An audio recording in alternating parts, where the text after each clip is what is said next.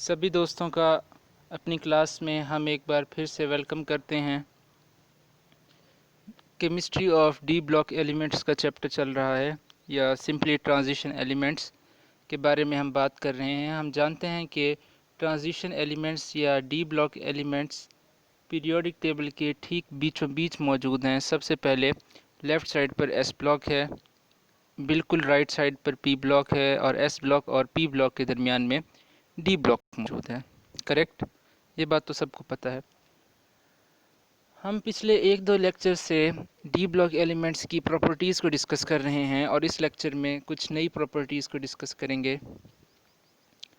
D block elements की एक property है कि वो कम्प्लेक्स कंपाउंड्स बनाते हैं और उनके ये कम्प्लेक्स कंपाउंड्स या सिंपल कंपाउंड्स भी हों अगर इनके, तो वो कलर्ड कंपाउंड्स होते हैं। इनके कंपाउंड्स कलर्ड होते हैं।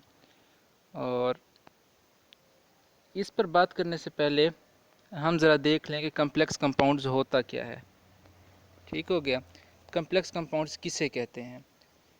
तुमने एक नाम सुन रखा होगा कंपाउंड का, फार्मूला पहले लिख देते हैं ताकि पहचान जाओ। This is ferrous cyanide. This is ferrous cyanide. Ferrous cyanide. Ferrous इसीलिए कहा क्योंकि इसमें आयरन का जो वैलेंसी है या कहो आयरन का जो ऑक्सीडेशन स्टेट है वो +2 है। आयरन का ऑक्सीडेशन स्टेट +2 है, FeCN2। This is ferrous cyanide. और इसी कैटेगरी का एक और कंपाउंड है लेकिन वो डी ब्लॉक एलिमेंट का नहीं है। आयरन तो डी ब्लॉक का है, लेकिन हम बात कर रहे हैं एक और कंपाउंड की जो नॉन ट्रांजिशन है। वो बेसिकली एस ब्लॉक का है। पोटेशियम साइनाइड कंपाउंड का नाम है और ये एक पोटेशियम का कंपाउंड है। हम जानते हैं कि पोटेशियम एस ब्लॉक का एलिमेंट है। पोटेशियम साइनाइड इस कंपाउंड का नाम है। हम जानते हैं कि फेरस साइनाइड और पोटेशियम साइनाइड दोनों आयनिक कंपाउंड्स हैं, यानी इनमें आयनिक बॉन्ड मौजूद है। तो आयनिक कंपाउंड्स वाटर के अंदर जाते ही आयोनाइज हो जाते हैं। वाटर का ऑक्सीजन पॉजिटिव आयन को अपनी तरफ खींचता है और वाटर का हाइड्रोजन नेगेटिव आयन को अपनी तरफ खींचता है और इस प्रोसेस को हम बोलते हैं आयोनाइजेशन। और ये एक स्पॉन्टेनियस प्रोसेस है, खुद ब खुद हो जाता है।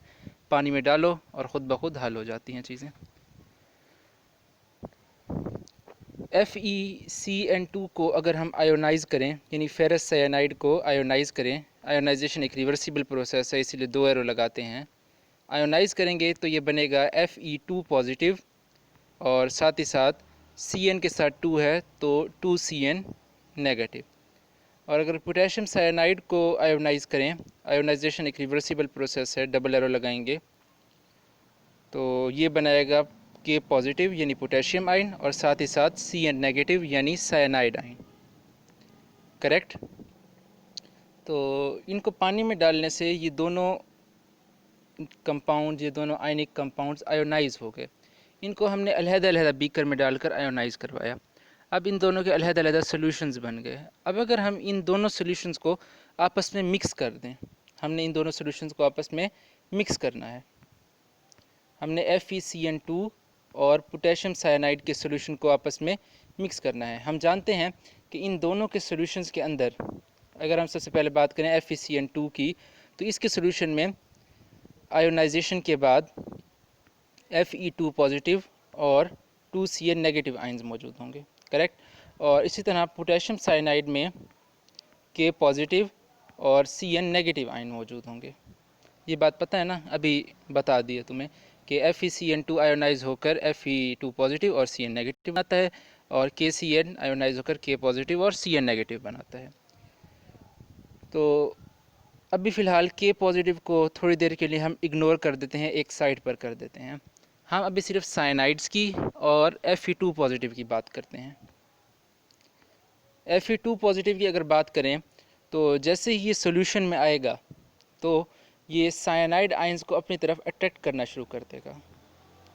ये साइनाइड आयंस को अपनी तरफ अट्रैक्ट करना शुरू कर देगा, या यूं कहो कि साइनाइड आयंस इसकी तरफ अट्रैक्ट होना शुरू हो जाएंगे।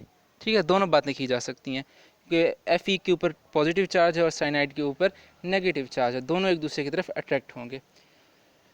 लगभग 6 साइनाइड आयंस जो है Fe2 पॉजिटिव की तरफ अट्रैक्ट होते हैं। Fe2 पॉजिटिव की तरफ तकरीबन 6 साइनाइड आइंस अट्रैक्ट होते हैं। अगर हम साइनाइड आयन के स्ट्रक्चर की बात करें, कुछ लोग इसका स्ट्रक्चर में भी जानते हों और कुछ दोस्त जो नहीं जानते उनके लिए इधर स्ट्रक्चर ड्रॉ कर देता हूँ साइनाइड आयन का। साइनाइड आयन में कार्बन है एक साइड पर और इसने कार्बन ने नाइट्रोजन के साथ ट्रिपल बॉन्ड बनाया हुआ है। सभी जानते हैं कि कार्बन की वैलेंसी 4 है और नाइट्रोजन की वैलेंसी 3 है। कार्बन के नाइट्रोजन के साथ ट्रिपल बॉन्ड बनाने से नाइट्रोजन की तो 3 वैलेंसी पूरी हो गई, लेकिन कार्बन की 3 वैलेंसी पूरी नहीं हुई। कार्बन के वैलेंस शेल में 4 इलेक्ट्रॉन्स हैं। कार्बन ने अपने 3 इलेक्ट्रॉन्स शेयर कर लिए। अब उसके वैलेंस शेल में एक इलेक्ट्रॉन बच गया। कार्बन के वैलेंस शेल में एक इलेक्ट्रॉन बच गया। अब टोटल कार्बन के वैलेंस शेल में 6 इलेक्ट्रॉन शेयरिंग से आए और एक इलेक्ट्रॉन जो उसके पास अपना बचा हुआ है। कार्बन के वैलेंस शेल में 7 इलेक्ट्रॉन है, जबकि नाइट्रोजन के वैलेंस शेल में 8 इलेक्ट्रॉन है। 5 पहले से और 3 शेयरिंग करके जो आए तो 8 हो गए। तो कार्बन एक और इलेक्ट्रॉन किसी कैटाइन से यानी किसी और एटम से एक्सेप्ट कर लेता होता है और उसके ऊपर एक नेगेटिव चार्ज आ जाता है। यानी उसके वैलेंस शेल में, नाइट्रोजन के वैलेंस शेल में भी 2 इलेक्ट्रॉन्स हैं और कार्बन के वैलेंस शेल में भी 2 इलेक्ट्रॉन्स हैं। यानी एक एक लोन पेयर दोनों साइड्स पर मौजूद है। कार्बन पर भी एक लोन पेयर है, नाइट्रोजन पर भी एक लोन पेयर है। तो अगर तुमने कोऑर्डिनेट कोवेलेंट बॉन्ड का टॉपिक पढ़ा हो तो हम जानते हैं कि ऐसी स्पीशी जिसके ऊपर कोई लोन पेयर हो या इलेक्ट्रॉन्स का पेयर हो, नॉन बॉन्डेड इलेक्ट्रॉन्स का पेयर हो, तो वो किसी इलेक्ट्रॉन डेफिशिएंट स्पीशी को जो है वो लोन पेयर डोनेट कर देती होती है। ठीक हो गया कि कैसी स्पीशी जिसके ऊपर एक्स्ट्रा इलेक्ट्रॉन्स हों यानी कोई नॉन बॉन्डेड इलेक्ट्रॉन का पेयर हो, वो किसी इलेक्ट्रॉन डेफिशिएंट स्पीशी को अपना लोन पेयर डोनेट कर देती है। तो लोन पेयर कार्बन पर भी है, लोन पेयर नाइट्रोजन पर भी है। तो कार्बन से भी डोनेट किया जा सकता है, नाइट्रोजन से भी डोनेट हो सकता है। लेकिन यहाँ पर प्रॉब्लम ये है, प्रॉब्लम नहीं रियलिटी समझ लो एक किस्म की। रियलिटी ये है कि लोन पेयर नाइट्रोजन डोनेट नहीं करता, लोन पेयर कार्बन डोनेट करता है। साइनाइड में लोन पेयर कार्बन डोनेट करता है। इसकी रीज़न ये है कि कार्बन ने जब एक इलेक्ट्रॉन एक्सेप्ट किया तो उसके ऊपर नेगेटिव चार्ज आ गया। ठीक है, अगर हम इंडिविजुअली देखें नाइट्रोजन और कार्बन को, तो कार्बन का साइज़ इंक्रीज़ कर गया और साइज़ इंक्रीज़ करने से वैलेंस शेल पर अट्रैक्शन कम हो जाती है, ये भी हमें बात पता है। और दूसरी बात ये कि कार्बन की इलेक्ट्रोनेगेटिविटी नाइट्रोजन पर कम, नाइट्रोजन से कम है और नाइट्रोजन की जो इलेक्ट्रोनेगेटिविटी है वो कार्बन से ज़्यादा है। तो नाइट्रोजन का होल्ड अपने लोन पेयर पर ज़्यादा होगा बनिस्बत कार्बन के। कार्बन का होल्ड अपने लोन पेयर पर कम होगा क्योंकि उसकी इलेक्ट्रोनेगेटिविटी कम है। तो कार्बन इजीली अपने वाला लोन पेयर डोनेट कर देगा। लेकिन ये बात ध्यान में रहे कि डोनेशन दोनों साइड से हो सकती है, डोनेशंस दोनों साइड से हो सकती है, लेकिन यूजुअली कार्बन करता है। ऐसी स्पीशी जो अपना दोनों साइड से लोन पेयर डोनेट कर सके उसको हम बोलते हैं कि एम्बिडेंट स्पीशी है। एम्बिडेंट, स्पेलिंग गौर से देखो, AMBIDENT। ऐसी स्पीशी जो दोनों साइड से अपना लोन पेयर या इलेक्ट्रॉन पेयर डोनेट कर सकती हो उसे हम एम्बिडेंट स्पीशी बोलते हैं। साइनाइड एक परफेक्ट एम्बिडेंट स्पीशी है। कार्बन अपने अपने लोन पेयर साइनाइड आयन में Fe2 पॉजिटिव को डोनेट कर देंगे। ये सारे साइनाइड आयंस अपना अपना लोन पेयर Fe2 पॉजिटिव को डोनेट कर देंगे। लोन पेयर की डोनेशन के लिए हम एरो लगाते होते हैं। ये एरो ये शो कर रहे हैं कि अपना अपना साइनाइड अपना अपना इलेक्ट्रॉन पेयर डोनेट कर रहे हैं। ये बात सही हो गई। तो अगर हम इन सब को मिला करके लिखें, इन सब को मिला करके लिखें, यानी हमारे पास एक Fe2 पॉजिटिव है, हमारे पास एक Fe2 पॉजिटिव है और साथ ही साथ गिनो तो हमारे पास 6 साइनाइड हैं, यानी 6 Cn माइनस हैं। Cn हमारे पास, Cn नेगेटिव तादाद में हमारे पास 6 हैं, तो ब्रैकेट लगा के साथ 6 लिख देंगे। एक Fe2 पॉजिटिव और 6 Cn नेगेटिव। एक Fe पर यानी एक Fe2 पॉजिटिव पर 2 पॉजिटिव चार्ज है, 2 पॉजिटिव चार्ज, और एक साइनाइड पर 1 यूनिट का नेगेटिव चार्ज है। 6 साइनाइड पर कितना होगा? 6 यूनिट का नेगेटिव चार्ज होगा, तो साथ -6 लिखेंगे। तो अब +2 -6 आंसर आता है -4, करेक्ट। तो जब Fe2 पॉजिटिव 6 साइनाइड आयंस एक दूसरे के करीब आएंगे तो दो नेगेटिव चार्ज तो कैंसिल हो गए, Fe के दो पॉजिटिव चार्ज की वजह से दो नेगेटिव चार्ज कैंसिल हो गए और 4 नेगेटिव चार्ज बच गए। अब ये एक Fe2 पॉजिटिव और 6 Ca नेगेटिव इकट्ठे रहेंगे, ये ऐसे इकट्ठे हो जाएंगे। ठीक हो गया। अब इन सब पर मिलाकर FeCN6 पर टोटल मिलाकर चार्ज कितना है, -4। और ये -4 ना आयरन पर है, ना कार्बन पर, ना नाइट्रोजन पर। ठीक है, या हम इन दोनों कार्बन नाइट्रोजन को इकट्ठा करके हम फिलहाल साइनाइड लिख रहे हैं, ना ये चार्ज आयरन पर है ना साइनाइड पर है। ठीक है, ये होल इन सब पर चार्ज है -4। और ये -4 कैसे आया, आयरन का +2 और 6 साइनाइड का -6 मिल करके -4, इस सब पर -4 चार्ज आ गया। ठीक हो गया। और ये जो अब एक सिस्टम बन गया है जिसे हमने स्क्वायर ब्रैकेट में लिखा है, ठीक, तो इसको हम बोलते हैं कि ये कोऑर्डिनेट स्फीयर है। इस सिस्टम को हम बोलते हैं कि ये कोऑर्डिनेट स्फीयर है और इसका नाम FeCN6 ऊपर -4 चार्ज है, इसका नाम है फेरस साइनाइड। ठीक है, या फेरस साइनाइड, या हम सिंपली इसे फेरोसाइनाइड पढ़ते होते हैं, हम इसे सिंपली फेरोसाइनाइड पढ़ते होते हैं। अब ज़रा नीचे वाले स्ट्रक्चर को गौर से देखो तो आयरन Fe+2 बिल्कुल सेंटर में मौजूद है और उसके गिर्द गिर्द Cn नेगेटिव है। ठीक है, हम जानते हैं कि Fe आयरन है और आयरन एक मेटल है। तो इस स्पीशी के अंदर FeCN6 जिसका चार्ज -4 है, इसके अंदर यानी फेरोसाइनाइड के अंदर सेंट्रल मेटल एटम मौजूद है, यानी Fe+2 सेंट्रल मेटल एटम है क्योंकि ये स्ट्रक्चर के अंदर बिल्कुल मिड में मौजूद है। ठीक, और Cn नेगेटिव अपना अपना लोन पेयर डोनेट कर रहे हैं। जो स्पीशी लोन पेयर डोनेट करे ऐसे सिस्टम में जिसमें एक सेंट्रल मेटल एटम हो, तो उस स्पीशी को हम बोलते हैं कि ये लिगेंट है। इधर Cn नेगेटिव लिगेंट का काम कर रहा है क्योंकि ये अपना लोन पेयर डोनेट कर रहा है। इसको ज़रा लिखते हैं। तो FeCN6 -4 ये एक कम्प्लेक्स आयन है, ये एक कम्प्लेक्स आयन है। ये मैं बेटर तरीके से कहूँ तो ये कम्प्लेक्स एन आयन है, कम्प्लेक्स एनाइन है। एनाइन हम उस स्पीशी को कहते हैं जिसके ऊपर नेगेटिव चार्ज हो। कम्प्लेक्स आयन होने के लिए कुछ चीज़ों का होना लाजमी है। सबसे पहली चीज़ तो बताई कि सेंट्रल मेटल एटम का होना ज़रूरी है, जो कि इस केस में Fe+2 है। ठीक है, ये शर्त इसमें पूरी है। दूसरी, लिगेंड्स का होना लाजमी है, जो इस केस में साइनाइड्स हैं। तीसरा, कोऑर्डिनेशन नंबर का होना लाजमी है, कोऑर्डिनेशन नंबर। जितने साइनाइड आयंस आयरन के साथ जुड़े हुए हैं वो उसका कोऑर्डिनेशन नंबर है। 6 साइनाइड आयंस जुड़े हुए हैं तो कोऑर्डिनेशन नंबर इस केस में 6 है। अगर यहाँ बिलफर्ज 5 होते तो हम कहते हैं कोऑर्डिनेशन नंबर 5 है। यानी इस पैरेंथेसिस के साथ जो लिखा हुआ होता है ना, उसको हम बोलते हैं कि ये कोऑर्डिनेशन नंबर है। और इसी के साथ साथ कोऑर्डिनेशन स्फीयर, वो सिस्टम जिसके अंदर हमने ये सब कुछ लिखा हुआ है, यानी हमने स्क्वायर ब्रैकेट का यूज़ किया, फिर Fe लिखा, फिर पैरेंथेसिस के अंदर Cn और साथ पे छोटा सा 6 करके लिखा, स्क्वायर ब्रैकेट क्लोज करके हमने चार्ज लगा दिया। इस सिस्टम को हम बोलते हैं कि ये कोऑर्डिनेशन स्फीयर है। ठीक, और कम्प्लेक्स आयन होने के लिए सबसे ज़रूरी बात कि उसके ऊपर चार्ज होना चाहिए। हम जानते हैं कि हम आयन ही उसी स्पीशी को कहते हैं कि जिसके ऊपर चार्ज हो। इस केस में चार्ज कितना है, -4। तो ये 5 चीज़ें हैं कुल टोटल मिला करके कि एक सेंट्रल मेटल एटम हो, लिगेंड्स मौजूद हों, कोऑर्डिनेशन नंबर हो, कोऑर्डिनेशन स्फीयर हो और कोई ना कोई उस स्पीशी पर चार्ज हो। ठीक, ये अगर 4-5 चीज़ें किस स्पीशी के अंदर मौजूद होंगी तो हम उस स्पीशी को कहेंगे कि ये एक कम्प्लेक्स आयन है। ठीक, ये एक कम्प्लेक्स आयन है।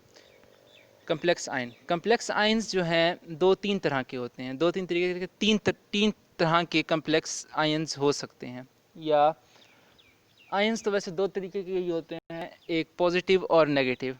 ठीक हो गया। अगर हम आयन को फ़िलहाल इग्नोर कर दें तो हम यूँ कहें कि कम्प्लेक्सेस 3 तरह के हो सकते हैं, कम्प्लेक्सेस 3 तरह के होते हैं, या पॉजिटिव, या नेगेटिव, या न्यूट्रल। पॉजिटिव नेगेटिव आयन्स हो गए कम्प्लेक्स आयन, और न्यूट्रल कम्प्लेक्स भी हो सकता है। करेक्ट।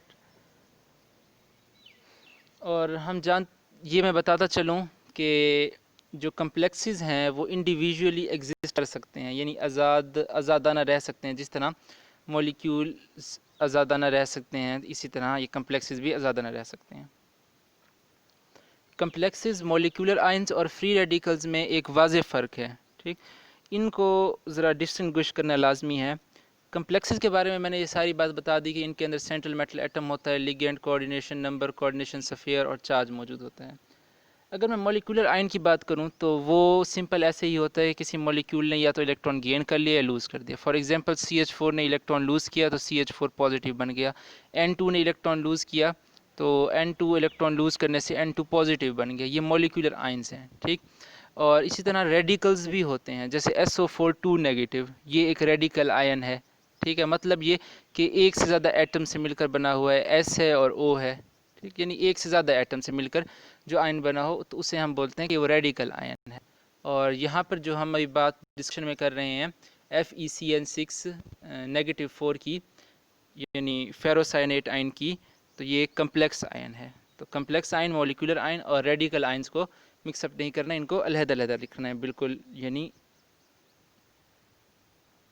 अलहदा-अलहदा, यानी डिफ्रेंशिएट प्रॉपरली इनको करना है। अगर आगे मज़ीद बात करें हम इनकी, तो Fe+2 2Cn नेगेटिव और K पॉजिटिव Cn नेगेटिव। हम अपनी अब उस इक्वेशन की तरफ चलते हैं जिसको हम छोड़ करके आए थे, जहाँ पर हमने K पॉजिटिव को इग्नोर कर दिया था। छोड़ी हुई बात को कंप्लीट कर लें, फिर वरना लोगों के कमेंट्स आ जाते हैं काफ़ी सारे दोस्तों के कि भाई बीच में बात छोड़ देते और पूरी नहीं करते। तो बात पूरी करते हैं। हमने K पॉजिटिव को इग्नोर करके देखा कि चलो वंस अगेन फिर इग्नोर करते हैं K पॉजिटिव को। FeCN6 -4। हमने K पॉजिटिव को जब इग्नोर किया था तो हमने देखा था कि Fe2 पॉजिटिव और Cn नेगेटिव मिल करके FeCN6 -4 बना दिया इन्होंने, करेक्ट। अब अगर हम K पॉजिटिव को इन्वॉल्व करें अंदर, लेकिन K पॉजिटिव को इन्वॉल्व करने से पहले इसको देखो, FeCN6 जिसका चार्ज -4 है, इसके अंदर देखो कि Fe तो एक है, ठीक है, Fe एक ही है। रिएक्टेंट्स वाली साइड पर देखो कि वहाँ भी Fe एक ही है, ठीक, ये बात करेक्ट हो गई। Cn हमारे पास 6 हैं, जबकि उस साइड पर जो Cn है वो कितने हैं, 2 FeCN2 से आए हुए साइनाइड और एक पोटेशियम साइनाइड का Cn, ठीक। वहाँ पर 3 है और इधर 6 हैं, वहाँ पर 3 है और इधर 6 हैं, यानी उधर 3 साइनाइड्स की कमी है। तो इधर हमने 4 लगा दिया, तो अब उस साइड पर भी 6 हो गए, इस साइड पर भी 6 हो गए, यानी साइनाइड आयंस बैलेंस्ड हैं। अब पोटेशियम को बैलेंस्ड कर लिया जाए, इस कम्प्लेक्स आयन को देखो, FeCN6 -4 को, इसके ऊपर -4 चार्ज है, तो पोटेशियम के ऊपर पॉजिटिव चार्ज है। तो इस -4 चार्ज को बैलेंस करने के लिए हमें 4 पॉजिटिव चार्ज भी चाहिए होगा, यानी इनडायरेक्टली हमें 4 पोटेशियम आयंस चाहिए होंगे। क्या ख्याल है, हमें 4 पोटेशियम आयंस चाहिए होंगे ताकि इस 4 नेगेटिव चार्ज को बैलेंस करके न्यूट्रल किया जा सके। तो 4K पॉजिटिव, FeCN6 -4। अगर इनको मैं इकट्ठा करके लिखूं तो मैं कैसे लिखूंगा, K4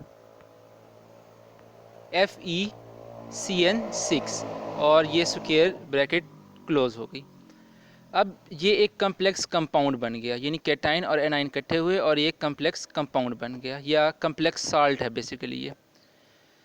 इसका नाम है पोटेशियम फेरोसायनेट, पोटेशियम फेरोसायनेट, या फिर हम इसको पोटेशियम हेक्सासियानोफिरेट भी बोलते हैं। पोटेशियम यानी पोटेशियम, हेक्सासियानो, हेक्सा का मतलब 6, सियानो यानी साइनाइड के लिए सियानो, और फिरेट आयरन के लिए इस्तेमाल होता है। पोटेशियम हेक्सासियानोफिरेट इसका IUPAC नेम है, और इसका कॉमन नेम पोटेशियम फेरोसायनेट है। ये बात क्लियर हो गई। हमने कहा था कि ना सिर्फ ये आयंस नेगेटिव होते हैं बल्कि पॉजिटिव भी हो सकते हैं, और ये कम्प्लेक्सेस न्यूट्रल भी हो सकते हैं। इसको ज़रा देखो, कॉपर,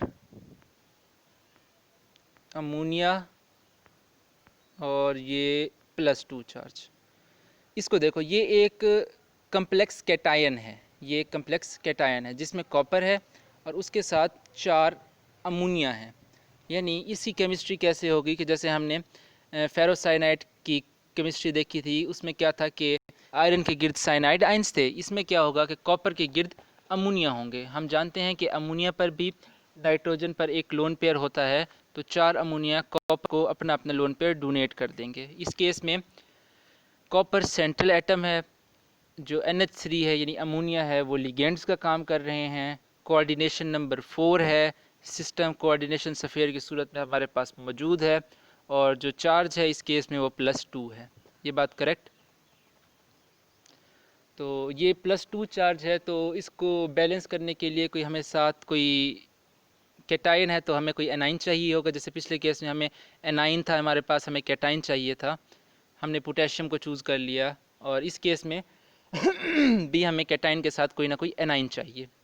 तो चलो हम SO4 2 नेगेटिव को ले लेते हैं, ठीक हो गया, ताकि इजीली बैलेंस्ड हो जाए, कोई हमें प्रॉब्लम ना हो। अब +2 और -2 कैंसिल हो गए, +2 और -2 कैंसिल हो गए, और ये कंपाउंड बन जाएगा CuNH3 4SO4। इसका नाम बनेगा, नाम ज़रा टेढ़ा सा होगा, टेट्रा एमीन कॉपर सल्फेट, कुछ ऐसा नाम बनेगा, टेट्रा एमीन कॉपर सल्फेट, ठीक हो गया। और अगर हम न्यूट्रल कम्प्लेक्सेस की बात करें, न्यूट्रल कोऑर्डिनेशन सफ़ेयर्स की बात करें, तो ये देखो, इसे निकल और इसके साथ 4 कार्बन मोनोऑक्साइड्स मौजूद हैं। ये भी वैसे ही बनेगा कि सेंटर में निकल और कार्बन मोनोऑक्साइड्स के जो है अपना अपना लोन पेयर, 4 कार्बन मोनोऑक्साइड्स अपना अपना लोन पेयर निकल को डोनेट करेंगे। निकल इस केस में जो है आपका सेंट्रल मेटल एटम होगा, कार्बन मोनोऑक्साइड लिगेंड्स होंगे, कोऑर्डिनेशन नंबर 4 होगा, और कोऑर्डिनेशन सफ़ेयर ये हमने लिखा हुआ है NiCO4 स्क्वायर ब्रैकेट्स में, ये कोऑर्डिनेशन सफ़ेयर है, न्यूट्रल कोऑर्डिनेशन सफ़ेयर है, और चार्ज इस केस में 0 है। तो हम इसको कम्प्लेक्स आयन नहीं कहेंगे, ठीक है, ये आयन नहीं है, ये न्यूट्रल कोऑर्डिनेशन सफ़ेयर है, ठीक हो गया बात। ये बना कैसे कि निकल और 4 कार्बन मोनोऑक्साइड इन्होंने मिल करके बनाया NiCO4। उम्मीद है कम्प्लेक्सेस की केमिस्ट्री थोड़ी सी पसंद आई होगी तुम्हें, ठीक हो गया। ना सिर्फ हमने इस लेक्चर में कम्प्लेक्सेस के बारे में बात करनी थी, बल्कि हमने कुछ और चीज़ों के बारे में भी बात करनी थी। लाइक बात कर लेते हैं डी ब्लॉक एलिमेंट्स के मैग्नेटिक बिहेवियर के बारे में, इनके मैग्नेटिक बिहेवियर के बारे में। हम जानते हैं कि डी ब्लॉक एलिमेंट्स के जो इलेक्ट्रॉन्स हैं, वो वैलेंस इलेक्ट्रॉन्स, वो डी सबशेल या डी ऑर्बिटल्स में जाते होते हैं। इलेक्ट्रॉनिक कॉन्फ़िगरेशन तुम इनकी बहुत अच्छे तरीके से पढ़ चुके हो। मैंने अलहदा लेक्चर्स में सबसे पहले इनके न्यूट्रल एटम्स की इलेक्ट्रॉनिक कॉन्फ़िगरेशन करवाई, फिर इनके मैंने आयंस की इलेक्ट्रॉनिक कॉन्फ़िगरेशन भी करवाई, ठीक है, क्योंकि मुझे पता था कि आगे चल के हमने मैग्नेटिक बिहेवियर पढ़ना है, और ये इलेक्ट्रॉनिक कॉन्फ़िगरेशन आयंस की और न्यूट्रल एटम्स की भी हमारे काम आएगी। तो इधर मैं दोबारा सारी इलेक्ट्रॉनिक कॉन्फ़िगरेशन नहीं लिखूँगा, तुम अपने सामने जो नोट्स तुम्हें तैयार करवाए थे वो नोट्स सामने रखो या किसी बुक वगैरह से खोल करके बैठो, मैं सिर्फ बोलूँगा, तुम मैच करते जाना, ठीक है, और मेरी बात को क्लिक करना है। तो ये जो है डी ब्लॉक के जो एलिमेंट्स हैं, मैक्सिमम एलिमेंट्स पैरामैग्नेटिज़म शो करते हैं, ज़्यादातर पैरामैग्नेटिज़म शो करते हैं। पैरामैग्नेटिज़म क्या होता है कि अगर किसी एटम के अंदर, एटम या आयन के अंदर अनपेयर्ड इलेक्ट्रॉन्स मौजूद हों, किसी एटम या आयन के अंदर अनपेयर्ड इलेक्ट्रॉन्स मौजूद हों, तो वो मैग्नेटिक फील्ड को अट्रैक्ट करता है। अनपेयर्ड इलेक्ट्रॉन्स मौजूद हों तो वो मैग्नेटिक फील्ड को अट्रैक्ट करता है। मैग्नेटिक फील्ड को अट्रैक्ट क्यों करता है? क्योंकि अनपेयर्ड इलेक्ट्रॉन्स होने की वजह से, अनपेयर्ड इलेक्ट्रॉन्स होने की वजह से मैग्नेटिक मोमेंट प्रोड्यूस होता है। हम जानते हैं एटॉमिक स्ट्रक्चर में तुमने पढ़ा होगा स्पिन क्वांटम नंबर, ठीक है, एक ऑर्बिटल के अंदर 2 इलेक्ट्रॉन्स ऑपोजिट डायरेक्शन में घूमते हैं, एक क्लॉकवाइज घूमेगा तो दूसरा एंटी क्लॉकवाइज घूमेगा। क्लॉकवाइज घूमने से इलेक्ट्रॉन के क्लॉकवाइज मैग्नेटिक मोमेंट प्रोड्यूस होता है, क्योंकि फ्लो ऑफ इलेक्ट्रॉन करंट है, ठीक है, और करंट की वजह से मैग्नेटिक फील्ड प्रोड्यूस होता है, करंट की वजह से मैग्नेटिक फील्ड प्रोड्यूस होता है। तो इलेक्ट्रॉन की वजह से जो मैग्नेटिक फील्ड प्रोड्यूस हो रहा है उसे हम बोलते हैं कि मैग्नेटिक मोमेंट है। ठीक, तो दो इलेक्ट्रॉन्स ऑपोजिट डायरेक्शन में अगर मूव करें किसी ऑर्बिटल में, तो दो ऑपोजिट डायरेक्शन में मैग्नेटिक मोमेंट प्रोड्यूस होता है। और मैग्नेटिक मोमेंट वेक्टर क्वांटिटी है, ऑपोजिट डायरेक्शंस में है तो कैंसिल आउट हो जाएगा। ठीक है, लेकिन अगर अनपेयर्ड है, एक ही इलेक्ट्रॉन है, ठीक है, तब तो उसे अपोज करने वाला कोई नहीं, उसका मैग्नेटिक मोमेंट कैंसिल करने वाला तो कोई नहीं। तो इस अनपेयर्ड इलेक्ट्रॉन की वजह से मैग्नेटिक मोमेंट प्रोड्यूस हो रहा है और कैंसिल आउट नहीं हो रहा। ये बात समझ आई? मैं बात दोबारा रिपीट कर रहा हूँ। एक ऑर्बिटल में दो इलेक्ट्रॉन हों अगर, तो दोनों ऑपोजिट डायरेक्शन में मूव करते हैं, एक क्लॉकवाइज तो दूसरा anti clockwise. Flow of electron को हम करंट कहते हैं। करंट की वजह से मैग्नेटिक फील्ड प्रोड्यूस होता है। इलेक्ट्रॉन के मूव करने की वजह से मैग्नेटिक मोमेंट प्रोड्यूस हो रहा है। जो इलेक्ट्रॉन क्लॉकवाइज मूव कर रहा है उसकी वजह से क्लॉकवाइज मैग्नेटिक मोमेंट प्रोड्यूस हो रहा है। जो एंटी क्लॉकवाइज मूव कर रहा है उसकी वजह से एंटी क्लॉकवाइज मोमेंट प्रोड्यूस हो रहा है। हम जानते हैं कि मैग्नेटिक मोमेंट जो है वेक्टर क्वांटिटी है, दोनों इलेक्ट्रॉन्स ऑपोजिट डायरेक्शन में मूव कर रहे हैं, तो इसी वजह से दोनों मैग्नेटिक मोमेंट कैंसल आउट हो गए। लेकिन जब अनपेयर्ड इलेक्ट्रॉन होगा, एक ही इलेक्ट्रॉन होगा, तो वो जिस एक सिंगल डायरेक्शन में मूव कर रहा है तो उसी डायरेक्शन में मैग्नेटिक मोमेंट प्रोड्यूस होगा और वो कैंसल आउट नहीं होगा। और इस मैग्नेटिक मोमेंट की वजह से अट्रैक्शन पैदा होगी, मैग्नेटिक फील्ड के लिए अट्रैक्शन पैदा होगी। ये बात क्लियर?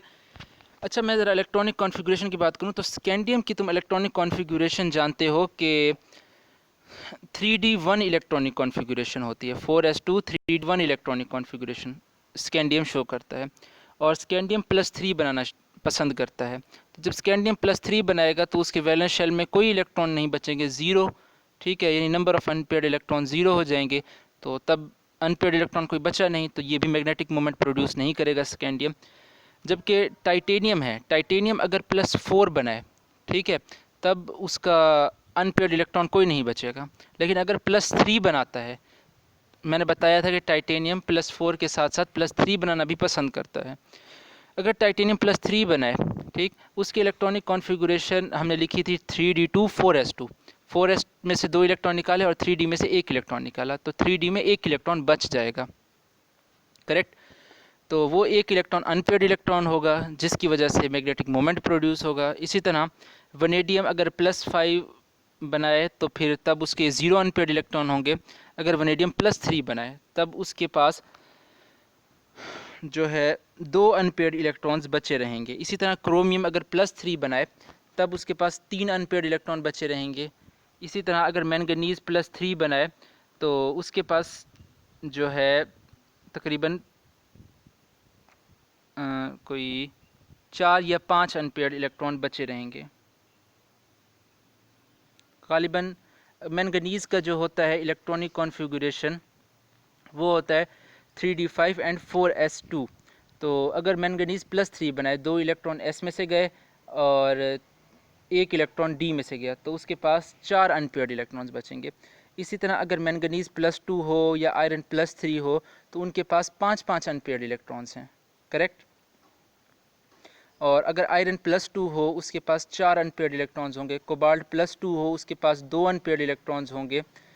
कॉपर +2 हो उसके पास 1 अनपेयर्ड इलेक्ट्रॉन होगा। लेकिन जैसे ही हम जिंक के पास आते हैं, जिंक की इलेक्ट्रॉनिक कॉन्फ़िगरेशन हम जानते हैं कि उसका इलेक्ट्रॉनिक कॉन्फ़िगरेशन होता है 3d10। जिंक का इलेक्ट्रॉनिक कॉन्फ़िगरेशन होता है 3d10।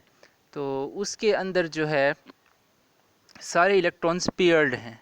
ठीक है, तो वो मैग्नेटिक बिहेवियर शो नहीं करेगा और ऐसे को हम बोलेंगे कि ये डायामैग्नेटिक है।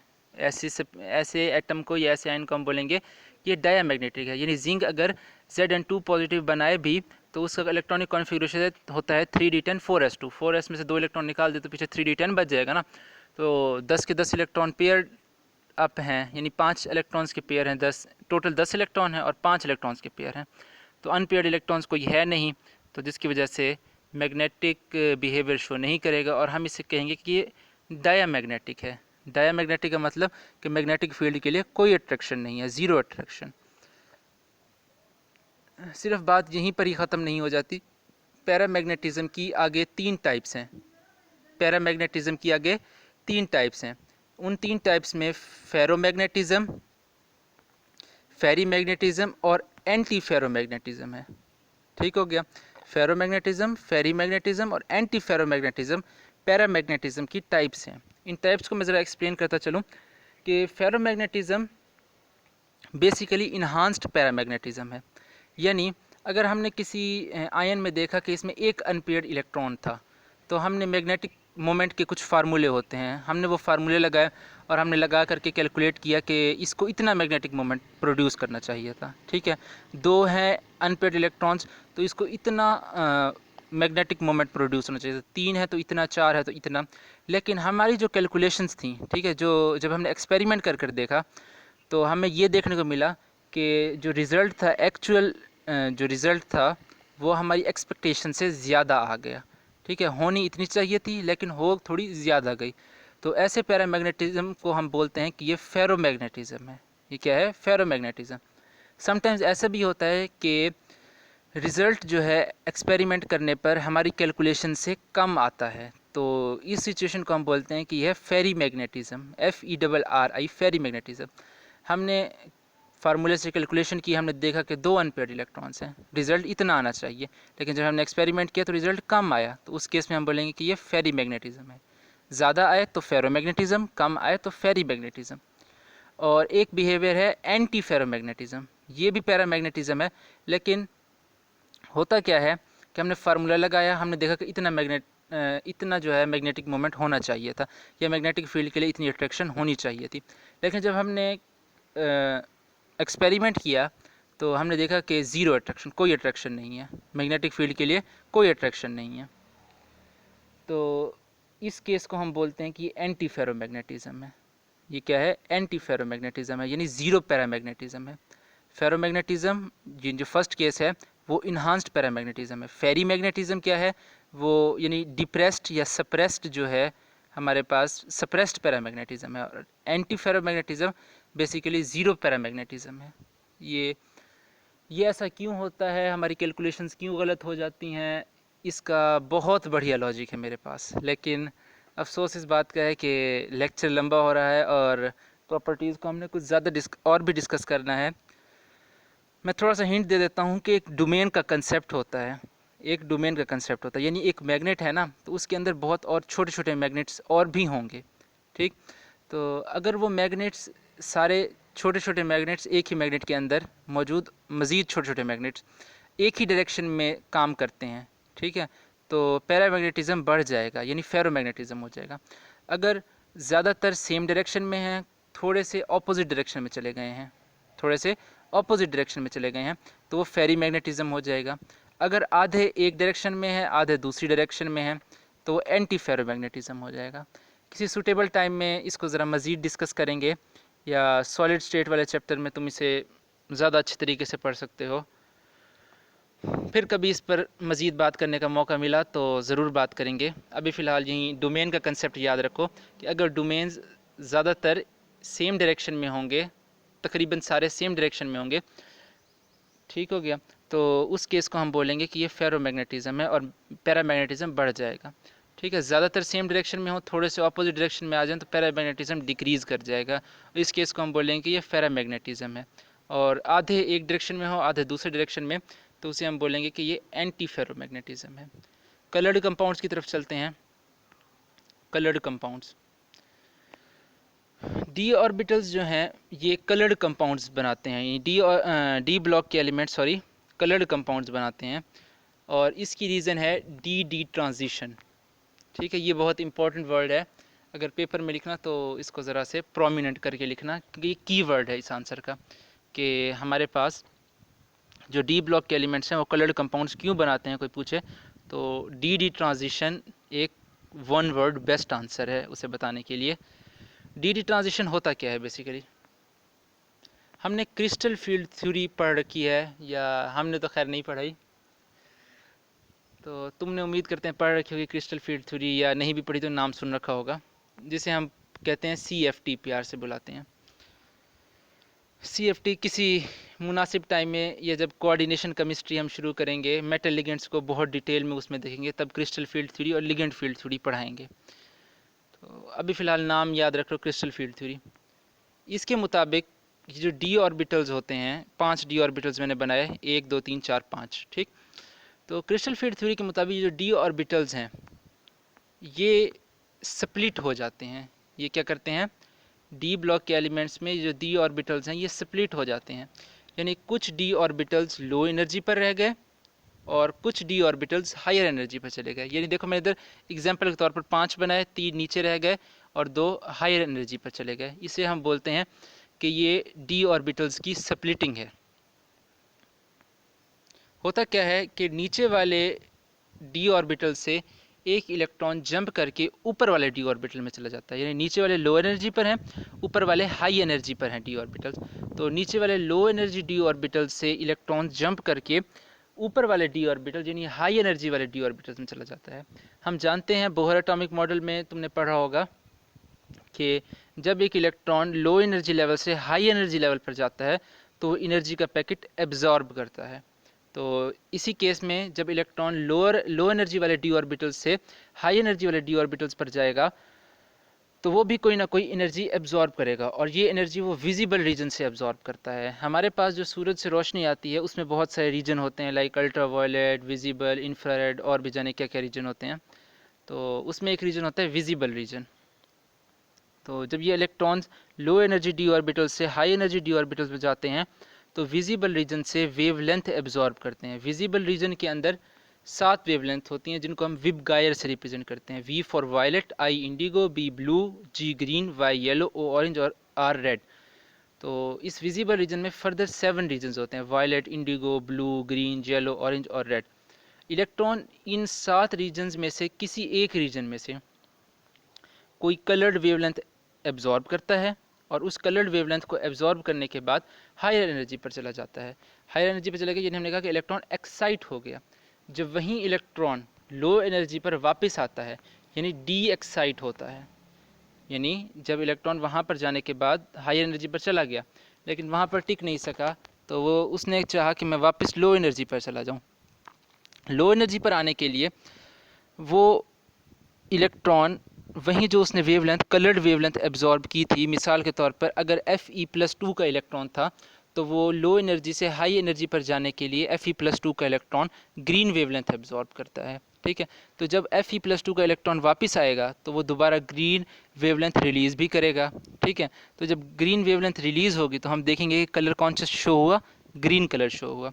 इसी तरह अगर मैंगनीज़ का कोई मैंगनीज़ होता, ठीक है, मैंगनीज़ का इलेक्ट्रॉन जंप करके हायर एनर्जी पर जाता तो वो पिंक वेवलेंथ एब्जॉर्ब करता और जब वापस आता तो पिंक वेवलेंथ रिलीज़ करता। ठीक है, तो हमें वो उसका कंपाउंड पिंक नज़र आता। करेक्ट। इसी तरह अगर हमने देखा कि Fe+2 का जो था वो ग्रीन कलर की वेवलेंथ एब्जॉर्ब करके गया, +2 वाला। अगर +3 होता है Fe+3 तो उसका इलेक्ट्रॉन अगर जंप करता तो वो ब्राउन वेवलेंथ एब्जॉर्ब करता। ठीक हो गया, और वापस आते हुए ब्राउन रिलीज़ करता। तो इसी तरह हर आयन के अंदर हर डी ब्लॉक के आयन के अंदर हर एटम के अंदर ये जो एनर्जी का गैप है डी ऑर्बिटल्स के दरमियान ये डिफरेंट होता है और हर एटम का इलेक्ट्रॉन हर आयन का इलेक्ट्रॉन डिफरेंट वेवलेंथ एब्जॉर्ब करके हायर एनर्जी पर जाता है और जब वापस आता है तो वही वेवलेंथ रिलीज़ करता है जिसकी वजह से हमें वो कंपाउंड कलर्ड शो होता है। ठीक है, तो ये एटम टू एटम ये डिस्टेंस वेरी करता रहता है। करेक्ट। कोई और बात भी मैं करना चाह रहा था अभी, बात हायर एनर्जी पर चला गया और फिर वापस आ गया। इस प्रोसेस को हम बोलते हैं कि ये डी ट्रांजिशन है और यही प्रोसेस रिस्पॉन्सिबल है कम्प्लेक्स कंपाउंड्स में कलर्ड कंपाउंड्स बनाने के लिए, कम्प्लेक्स कंपाउंड्स को कलर्ड कंपाउंड्स बनाने के लिए। अच्छा, एक और बात याद आ गई मुझे कि जो बात मैं भूल रहा था अभी, बड़ी इंपॉर्टेंट बात है कि जिंक जो है, जिंक Zn, उसके कंपाउंड जो होते हैं वो होते हैं कलरलेस, उसके कंपाउंड्स कलरलेस होते हैं। हम जानते हैं कि जिंक की इलेक्ट्रॉनिक कॉन्फ़िगरेशन 4s2 3d10 होती है। Zn2 पॉजिटिव बनाना पसंद करता है, 2 इलेक्ट्रॉन s से लूज़ कर देगा, पीछे 3d10 बच जाएगा।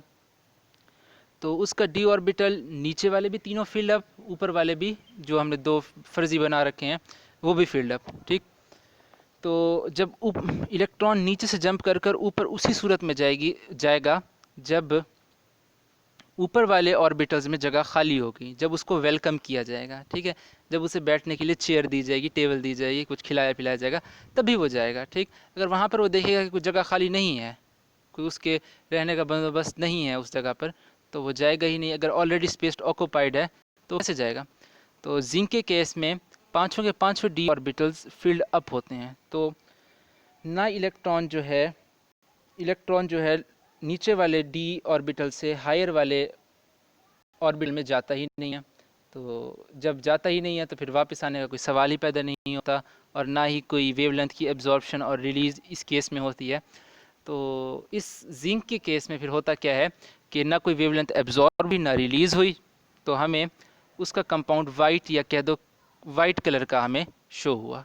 ठीक हो गया। उसने कोई वेवलेंथ एब्जॉर्ब नहीं की, ना ही कोई वेवलेंथ रिलीज़ की, तो जो सारी लाइट गई वो सारी की सारी रिफ्लेक्ट होकर आ गई, तो हमें कलर वाइट उसके कंपाउंड्स का शो हुआ।